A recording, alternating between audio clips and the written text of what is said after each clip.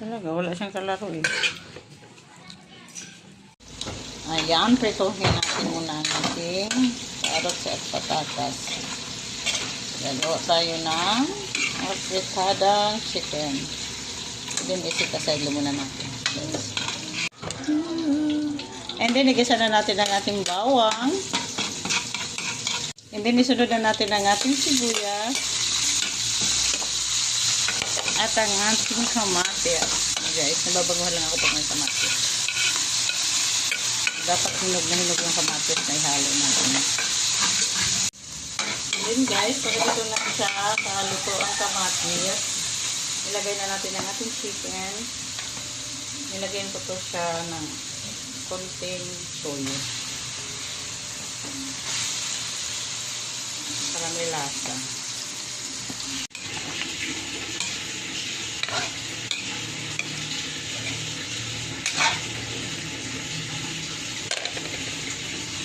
Then, maglagay tayo ng paminta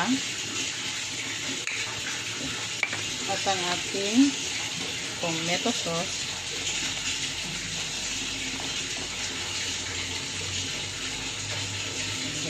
Bukasin natin guys.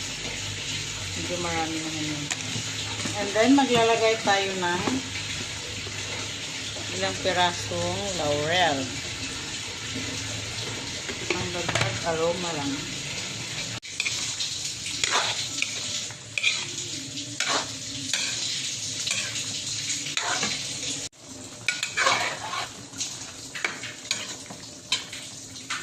Add tayo ng konting tubig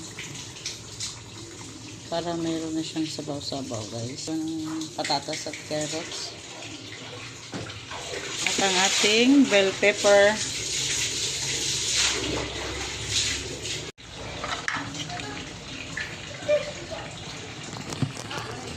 So yun guys, malapit na maluto siya.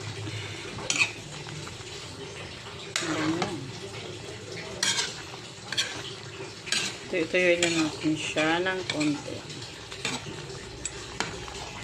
Maglagay tayo guys ng konting chicken cubes. And then mag-add tayo ng konting asin. Maglagay na tayo ng patis kanina.